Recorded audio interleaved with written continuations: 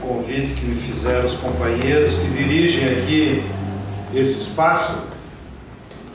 E o que me motivou foi principalmente porque percebi que era um esforço militante, né, de companheiros, quem sabe de duas gerações, alguns que já lutam há mais tempo e outros que estão há menos tempo na luta de classe do nosso povo.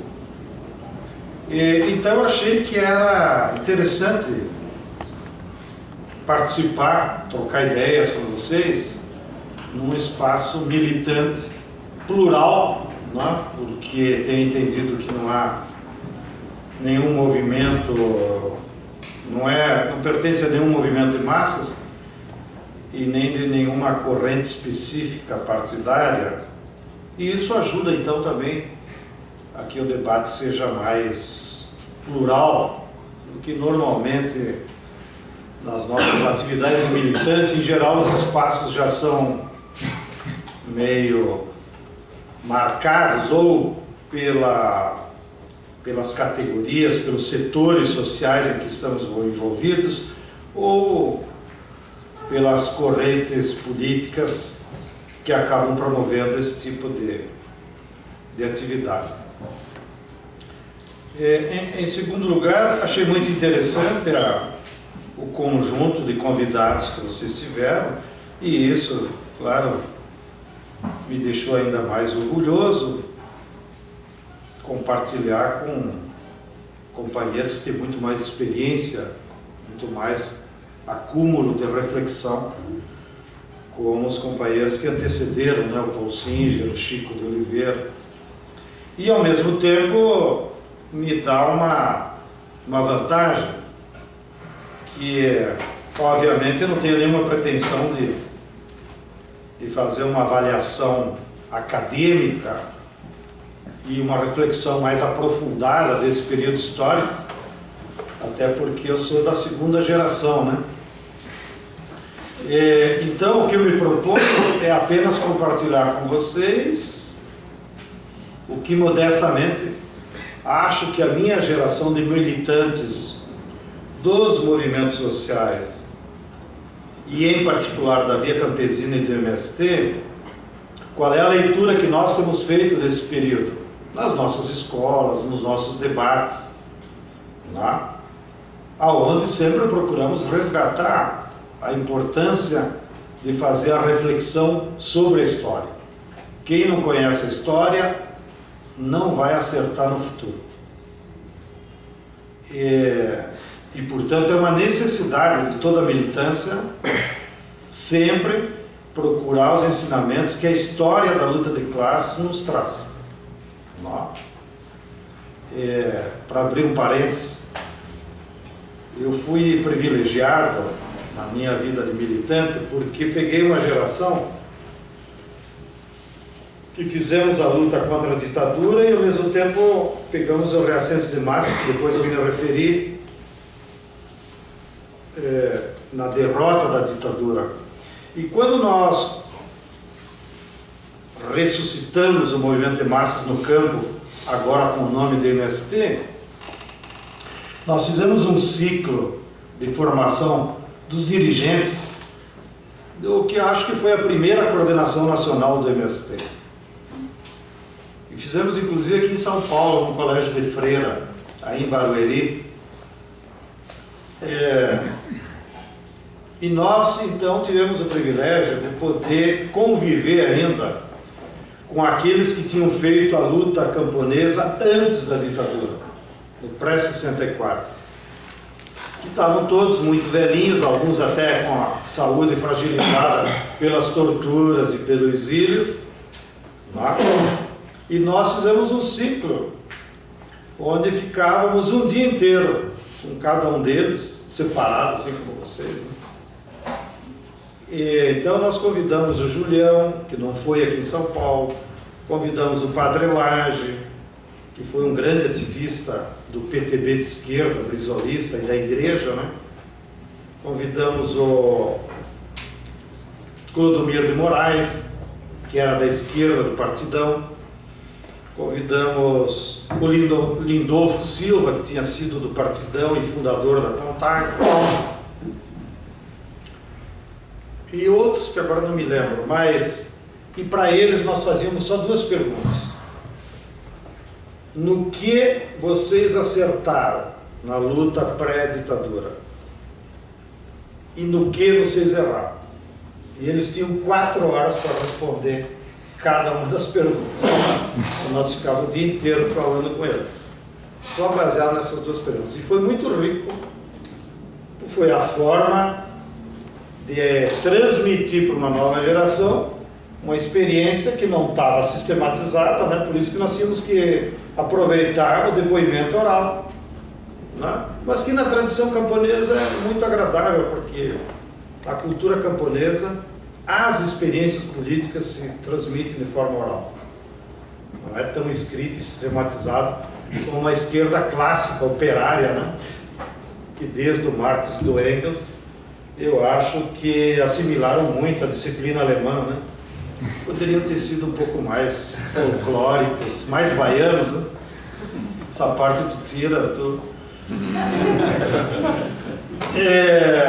Bem, então isso para dizer que como reflexão nós sempre valorizamos muito as experiências históricas. O segundo comentário aí introdutório é que evidentemente que nós também valorizamos a base teórica, porque de certa forma os conhecimentos científicos são aqueles que sistematizam então quais são os conceitos que explicam melhor a realidade, tá? E por isso também que a teoria não é toda a teoria que serve, mas aquela teoria que é suficiente e necessária para explicar a realidade que tu quer compreender, tá? E então nós utilizamos como base teórica para compreender e analisar a experiência histórica das lutas sociais no Brasil. De um lado, nós temos adotado, de certa forma, a teoria que a escola inglesa dos historiadores marxistas produziu, com Eric Hobsbawm, com Giovanni Arrighi, o Richard Gott, o Edward Thompson. E eles construíram uma teoria para explicar as lutas de classes no capitalismo, de que a luta de classes ao longo da história ela vai produzindo em ondas, né, ao longo do tempo. Porque, segundo eles, como há uma luta de classes entre classes antagônicas e isso gera um dinamismo permanente, faz com que nesse enfrentamento permanente, em algum momento da história, uma classe é hegemônica sobre a outra, tá? E portanto, quando a classe trabalhadora consegue ser mais hegemônica, ela vai para a ofensiva, ela acumula força, tá? E se produz em períodos de ascenso do movimento de massas, que não é simplesmente a eclosão de luta social. Que luta social o povo luta todos os dias, até para sobreviver. Mas ascenso do movimento de massa aqui, já como conceito, no sentido de que é um período da história em que a classe trabalhadora se mobiliza, tem unidade em torno de um projeto e consegue acumular forças orgânicas em torno daquele projeto e consegue tomar ofensiva em relação à burguesia. Há outros períodos que então há um enfrentamento entre as duas classes, a classe dominante e a classe subalterna. Esse enfrentamento pode ser muito prolongado ou pode ser um curto período, tá? E pode ser resultado desse enfrentamento situações pré-revolucionárias, que inclusive questionam o modo de produção capitalista, ou não. Quando a classe trabalhadora é derrotada, então se produz um período de descenso do movimento de massa, que é então um período, como conceito, de refluxo do movimento de massa, de dispersão das forças, de falta de projeto, de falta de unidade, e aonde afloram todos os desvios, né, entre as organizações da classe. Depois há um outro período de resistência, de recomposição das forças, que é então de tentativa de reconstrução de projeto, de aglutinação, para daí se gerar uma nova onda de reacesso. Então, segundo essa teoria, a luta de classes ela vai formando por ondas. Muito diferente, isso é uma pena que nós aprendemos há pouco tempo, muito diferentes do que nós acreditávamos ainda como jovens, quando fundamos o PT, e damos muitas palestras sobre isso, de que a luta de classes era uma escadinha, que bastava nós organizar o partido, depois eleger o vereador, depois o prefeito, depois o deputado estadual, depois o governador, depois o presidente, pronto, chegamos ao paraíso. Nós fizemos toda essa trajetória no Brasil. E não chegamos ao paraíso. Portanto, a teoria da escadinha do PT não é explicadora da luta de classe. Até porque aí aplica-se a tese do Garrincha. O Garrincha que destruiu a teoria da escada antecipadamente. Se o Garrincha tivesse vivo quando o PT surgiu, talvez ele tivesse nos ajudado a impedir isso. Que o Garrincha tinha o sentido do contraditório, do antagonismo. E evidentemente que não pode a luta de classe ser apenas uma escadinha, porque se tem uma classe dominante, ela vai tentar te derrubar da escada, dos degraus. Então a famosa causa do Garrincha, para os mais jovens da USP, que não aprenderam ainda a correlação de forças. Acho que com 73 dá para derrotar a PM de São Paulo. Isso é correlação de forças. O Garrincha era o nosso especialista. Eu recomendo vocês assistirem o Garrincha. O Garrincha tem um famoso caos que dizem que é verdadeiro, na concentração em Estocolmo, prévio à partida que ia decidir a Copa do Mundo de 58. E o Fiola, que era um gordão, ter sido meu tio lá antigamente da Itália, era o treinador. E o Garrincha era o astro do time. Pelé tinha 16 anos. Aí o Garrincha, na hora da pré-eleição, chamou só o Garrincha, o Fiola, chamou só o Garrincha num banquinho assim, e os outros ficaram lá arrumando a chuteira e tal. Aí o Fiola disse para o Garrincha: Garrincha, para nós ganhar a Copa do Mundo e ganhar da Suécia no campo deles, estádio cheio contra nós, depende de você. Ela regalou um zoião assim. Disse: o que eu tenho que fazer, professor? Esse negócio é o seguinte: tu pega a bola no meio do campo, passa pelo cara lá do meio do campo, corre para a direita, vai vir o lateral esquerdo, passe pelo lateral esquerdo, aí vai vir o quarto zagueiro, que era a minha posição, para te cobrir, tu passa pelo quarto zagueiro, aí cruza para o Vavá, viu, Vavá, estava desatento, cruza para o Vavá, que o Vavá entra e faz o gol no cabeça. Aí o Garrincha disse para o Fiola: Fiola, por mim tudo bem, está combinado, agora você combinou com os suecos?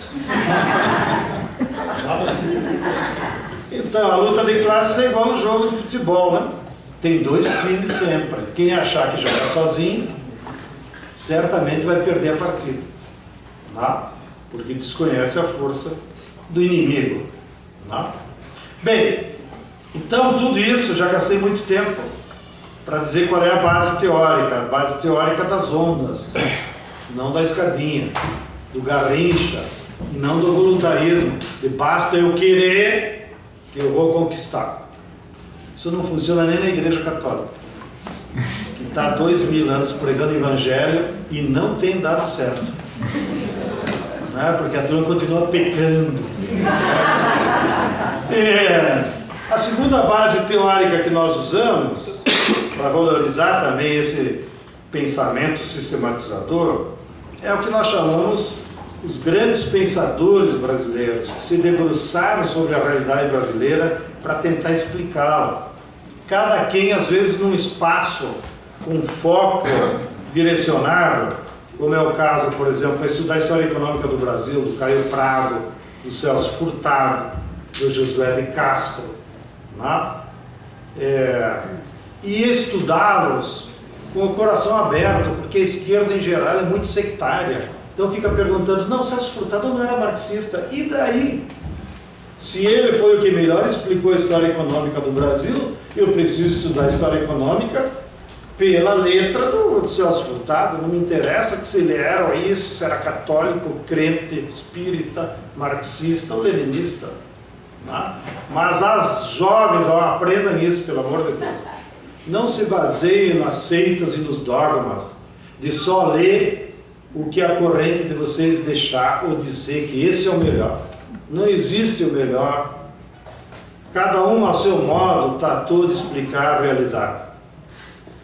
Bem, depois nós temos na economia política a corrente da teoria da dependência, que na nossa maneira achamos que eles foram os que melhor explicaram a natureza da dependência do modelo econômico brasileiro. E aí explicaram melhor que os cepalinos, explicaram melhor que o Celso Furtado. Bem, depois dos aspectos culturais e da formação socioeconômica, social e cultural do Brasil, nós temos outros pensadores que nós temos que recorrer, como o Sérgio Buarque de Holanda, né, como o Darcy Ribeiro. Aí aparece, não, o Darcy era do PTB, não dá para estudar. Nós estamos querendo saber como é que o Darcy estudou a formação do povo brasileiro. Não estou perguntando qual é a ficha dele. Não, porque ele fez a LDO que não serve, não sei o que, sobre o ensino, também não me interessa como o papel dele como senador. Me interessa saber como é que ele explicou a formação do nosso povo. E isso é importante. Né? Aliás, eu defendo, aproveito então esse veículo massivo, que certamente milhões estarão me assistindo amanhã, de que no dia que o governo brasileiro for popular mesmo, deveria baixar assim uma ordem para o MEC. Toda a família brasileira tem que ter lá na estante o livro O Povo Brasileiro, do Darcy Ribeiro. Porque o povo brasileiro é o nosso álbum de família. Não tem foto, mas é o nosso álbum antropológico. Nós não gostamos de ter o álbum da família, um que outro até arrisca fazer a árvore. Né? Então, a árvore do povo brasileiro está lá, no livro O Povo Brasileiro. Então, toda a família brasileira devia ter um livro para saber quem somos, de onde viemos. E isso é uma obrigação do Estado, garantir que todos os brasileiros lessem. E não ficar dependendo da companhia de letras, que é do Unibanco. Como é que um banco fica vendendo livro? Né? E nós temos que pagar R$56 para comprar uma edição do Povo Brasileiro. Isso é uma vergonha, diria um cafajeste da televisão. Depois, mais de forma contemporânea, nós temos outros pensadores aí da luta de classes, propriamente dito, da qual nós achamos que o Florestan Fernandes foi o grande mestre de entender a luta de classes no Brasil e o comportamento das classes. Já sei que tem correntes da esquerda dizendo por aí que Florestan já era, mas é uma santa ignorância, né? Então a gente tem que ter paciência também com aqueles, com as seitas que ficam a cada modismo inventando um guru novo.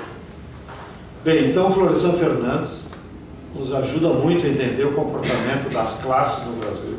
E foi ele o primeiro que, do ponto de vista sociológico, argumentou e explicou por que a burguesia brasileira, sendo brasileira, não era uma burguesia nacional, ou seja, não tinha um projeto de desenvolvimento nacional.